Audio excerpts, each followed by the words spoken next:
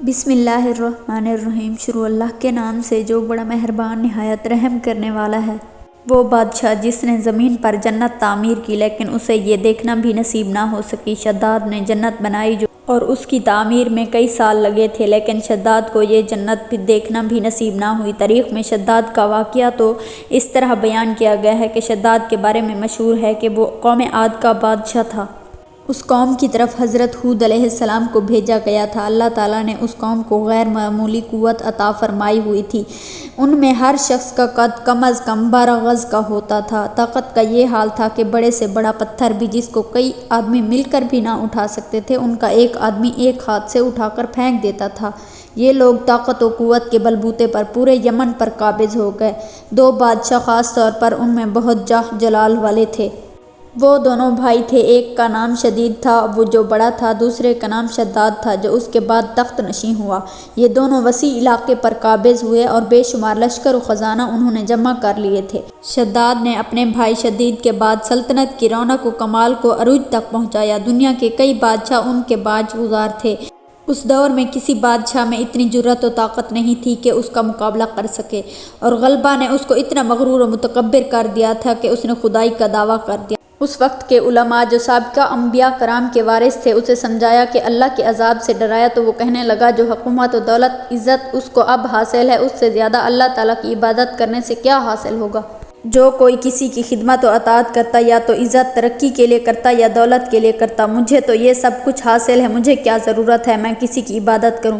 سمجھانے والوں نے یہ بھی کہا کہ یہ حکومت و دولت ایک فانی چیز ہے جبکہ اللہ کی اطاعت میں نجات اور جنت کا حصول ہے جو دنیا کی ہر دولت سے بہتر اور زیادہ قیمتی ہے۔ اس نے پوچھا یہ جنت کیسی ہے، اس کی تعریف اور خوبی بتاؤ۔ نصیحت کرنے والوں نے جنت کی وہ صفات جو انبیاء کرام کی تعلیمات کے ذریعے ان کو معلوم ہوئی تھی ان کے سامنے بیان کی تو اس نے کہا کہ مجھے اس جنت کی ضرورت نہیں، ایسی جنت تو میں خود دنیا میں ہی بنا سکتا ہوں۔ اس دن سے شداد کی مسلسل یہ کوشش رہی کہ وہ ایک ایسا شہر تعمیر کرائے گا جو ہر لحاظ سے جنت جیسا ہوگا۔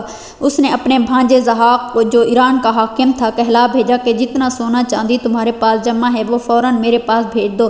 ضحاک نے ایسا ہی کیا۔ شداد نے پورے ملک میں اپنے کارندے روانہ کیے جو بہت بڑی مقدار میں سونا چاندی جمع کر کے لائے۔ شداد نے جنت بنانے کے لیے ملک شام میں ایک صحت افزا مقام کا انتخاب کیا اور ماہر معماروں کے ذریعے وہاں ایک مضبوط جنت تعمیر کروائی جس کے اندر سونے اور چاندی کا محل تعمیر کرایا اور اس کی دیواروں کو قیمتی جواہر سے سجایا۔ اس نے شہر کے وسط میں ایک ایسی نہر بنوائی جس کے پانی میں سنگریزوں کے بجائے ہیرے جواہرات بہتے تھے۔ سونے کے ایسے درخت لگوائے جن کے خوشبو میں مشک عنبر بھرا گیا تھا، جب ہوا چلتی تو مشک عنبر کی خوشبو پورے شہر میں پھیل جاتی۔ بیان کیا جاتا کہ شداد نے محل کے چاروں طرف سونے کی اینٹوں سے 12,000 کمرے تعمیر کروائے اور ہر کمرے کو یاقوت اور ہیرے جواہرات سے مزین کیا گیا اور اطراف و جانب سے خوبصورت جوان عورتوں کو وہاں لایا گیا۔ عظیم الشان جنت نما شہر کو 300 یا 400 سال میں مکمل کیا گیا تھا۔ جنت مکمل ہونے کے بعد شداد کو اس کی تکمیل کی اطلاع دی گئی۔ اطلاع ملتے ہی شداد بہت بڑا لشکر لے کر اپنی جنت کی جانب روانہ ہوا۔ ابھی شہر سے ایک منزل کے فاصلے پر تھا کہ اس نے ایک ہرن دیکھا جس کے پاؤں میں چاندی اور سینگ سونے کے تھے۔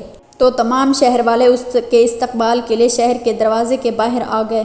اس نے گھوڑے کی رکاب سے ایک پاؤں نکال کر دروازے کی چوکھٹ پر اور ایک اجنبی شخص کو اپنے قریب کھڑا دیکھا تو اس نے پوچھا تو کون ہے؟ اس نے کہا میں ملک الموت ہوں۔ پوچھا کیوں آئے ہو؟ اس نے کہا کہ میں تیری جان لینے آیا ہوں۔ شداد نے کہا کہ اتنی مہلت دے دے کہ میں اپنی بنائی ہوئی جنت کو دیکھنا چاہتا ہوں۔ جواب ملا ملک الموت نے کہا کہ حکم نہیں ہے۔ اس نے کہا اس قدر فرصت دے کہ میں اپنے گھوڑے سے اتر سکوں۔ اس نے کہا اس کی بھی اجازت نہیں ہے۔ اس کا ایک پاؤں رکاب میں اور دوسرا چوکھٹ پر ہی تھا کہ ملک الموت نے اس کی روح قبض کر لی۔ پھر حضرت جبرائیل علیہ السلام نے اتنی زور سے چیخ ماری کہ تمام محلات زمین میں دھس کر تباہ ہو گئے، ان کا نام و نشان باقی نہ رہا۔ ناظرین محترم، امید کرتے ہیں کہ یہ ویڈیو آپ کو پسند آئی ہوگی۔ مزید اس طرح کی اسلامک ویڈیو دیکھنے کے لیے ہمارے چینل کو سبسکرائب کریں۔ جلد ہی حاضر ہوں گے ایک نئی ویڈیو کے ساتھ، تب تک کے لیے اپنا خیال رکھیے گا۔ اللہ حافظ۔